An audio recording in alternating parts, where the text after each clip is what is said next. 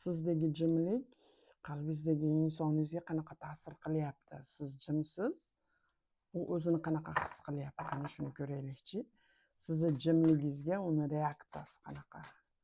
Qalbingizdagi insoningizni ko'z oldingizga keltirasizda, ismini aytib, energiyangizni kartalarga jo'natasiz.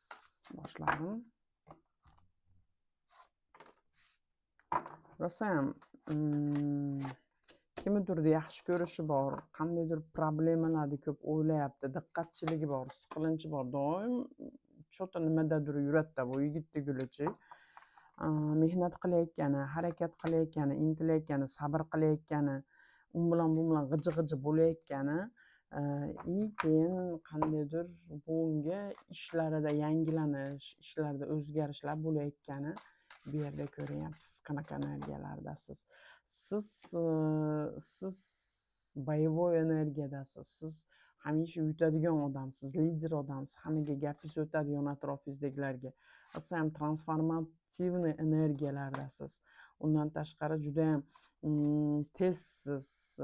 Sizni ko'p narsani sezib turasiz, ko'p narsani bilib turasiz. Undan tashqari hozirda qandaydir energiyalaringiz tushib ketyapti, lekin siz juda ham skrytniy odamsiz. Sizni ochib bo'lmaydi, srazu bilib olmaydi odam ichingizda nima bo'layotganini, nima niyatda bilib olmaydi.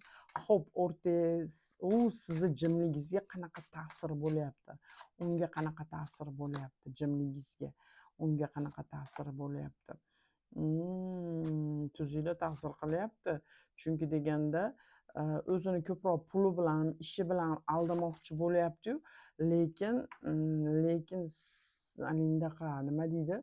Qattiq turyapti, уже жестко reagировать qilyapti, то что siz yo'ligingizga, siz bo'yin egmayotganingizga bunga yomon ta'sir qilyapti. Baribir siz haqingizda ko'p o'y-xayollar, shunaqa narsalar bu odamni olib ketyapti. Bu yerda bu menimcha bu odam sizdan kutmaganda ham sizdagi bunaqa jim turib, tek tashlab qo'yishingizni holatda haligi nima deydi, juda ham o'zini mahoratlarini, ishlarini kuchga kirgizyapti. Bo'yin egmayapti, lekin sizni o'zingizni aloqaga chiqarishga, shunga o'xshagan holatlarda mehnat qilayotgani bu yerda tushyapti. Xo'p, siz aloqaga chiqsangiz bu nimani xohlayapti? Bu yerda transformatsiyani ko'rsatyapti. Siz ikkilanyapti, rosa ham уже sizga chiqaymi, chiqmaymi degan.